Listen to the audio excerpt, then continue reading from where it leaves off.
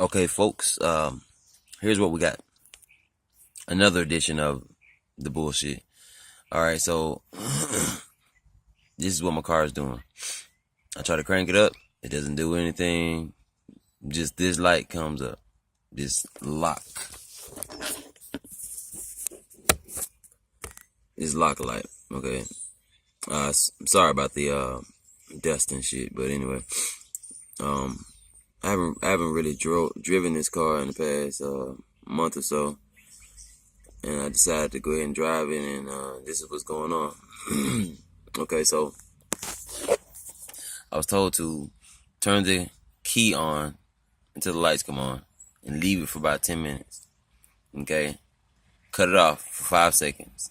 Repeat that same step 2 more times. So in a total of 30 minutes, the key should be on. Alright. Now if this works, I'll let you guys know. If it doesn't, I'll let you know what I did to get it working. Alright.